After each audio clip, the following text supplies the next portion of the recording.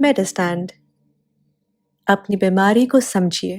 السلام علیکم خواتین حضرات، پروفیسر عزیز الرحمان میڈسٹینڈ اپنی بیماری کو سمجھیے کی جانب سے آج کی ویڈیو ایک نئی دوائی کے بارے میں ہے جو ابھی حال ہی میں پاکستان میں آئی ہے۔ اس کا نام ہے سوٹاگلیفلوزن۔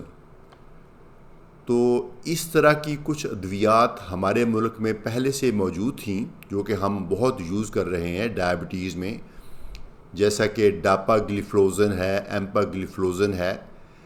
ان کے مختلف برانڈز ہیں، مختلف کمبینیشن میں یہ یوز کی جاتی ہیں۔ یہ ان کے بہت فوائد ہیں، اس لیے یہ بہت پاپولر ہیں۔ تمام فزیشن، تمام اینڈوکرینولوجسٹ، تمام گیسٹرونٹولوجسٹ اور جو لیور کے اسپیشلسٹ، کڈنی اسپیشلسٹ یہ دوائیاں لکھتے ہیں، چونکہ ان کے فوائد جو ہیں وہ شوگر کے علاوہ باقی آرگنز پہ بھی ہیں۔ لیکن ابھی ایک نئی دوائی آئی ہے جو کہ میں سمجھتا ہوں کہ ان سے بھی تھوڑی بڑھ کے ہے۔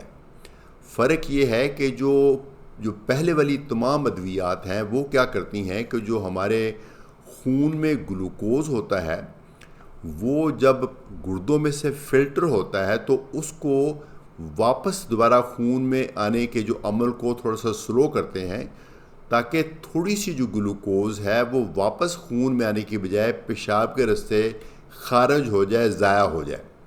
اس کے خارج ہونے کا، ضائع ہونے کا فائدہ یہ ہوتا ہے کہ خون میں گلوکوز کم ہو جاتا ہے اور آپ کی تھوڑی سی وزن بھی کم ہو جاتا ہے۔ یہ اس کے فائدے ہیں۔ اور اس کے ساتھ تھوڑا سا نمک بھی پانی سے چلا جاتا ہے، تھوڑا سا پانی بھی چلا جاتا ہے، اسی لیے اس کی وجہ سے آپ کا تھوڑا سا بلڈ پریشر بھی تھوڑا کم ہو جاتا ہے اور آپ کو دل کو بھی فائدہ ہوتا ہے اور گردوں کو بھی فائدہ ہوتا ہے۔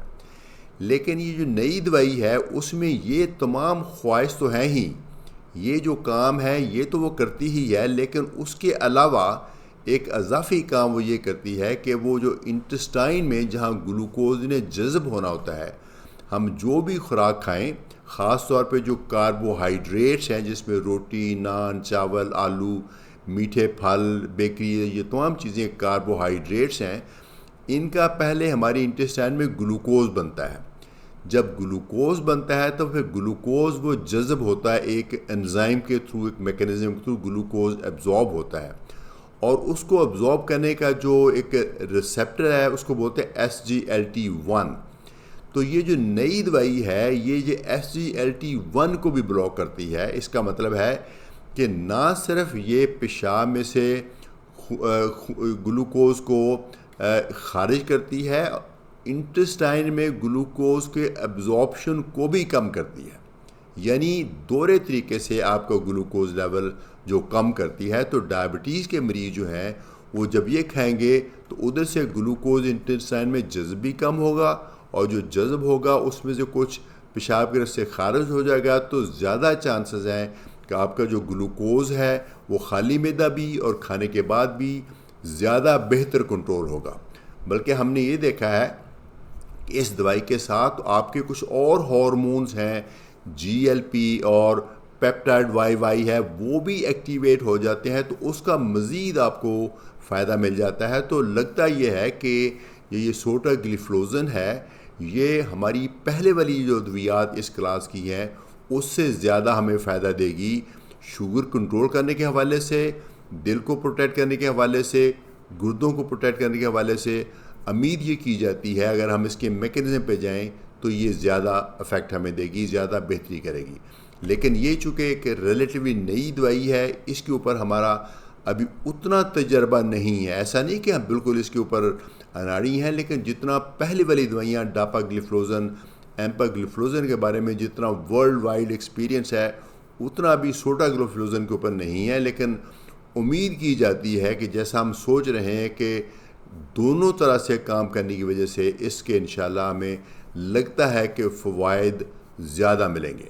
لیکن یہ آپ خود سے نہیں ڈیسائیڈ کریں گے کہ آپ یہ دوائی کھائیں کہ نہیں کھائیں، چونکہ یہ دوائیاں بہت ٹیکنیکل ہوتی ہیں، آپ کے ڈاکٹر ہی ایڈوائز کریں گے۔ آپ اپنے ڈاکٹر جب نیکسٹ ملتے ہیں ممکن ہے وہ خود ہی آپ کو پہلے والی دوائی سے اس نئی دوائی پہ سوئچ کر دیں، یا اگر آپ یہ میری ویڈیو سننے کے بعد آپ کو تھوڑے سے آپ کنونس ہوئے ہیں تو آپ یہ ذکر کر سکتے ہیں اپنے فزیشین یا اپنے کارڈیالوجسٹ یا اپنے انڈوکرینالوجسٹ کے ساتھ کہ یہ جو سوٹاگلیفلوزن کی جو نئی دوائی آئی ہے کیا میرے لیے وہ جو میں پہلے دوائی کھا رہا ہوں کیا اس سے زیادہ مفید ہو سکتی ہے.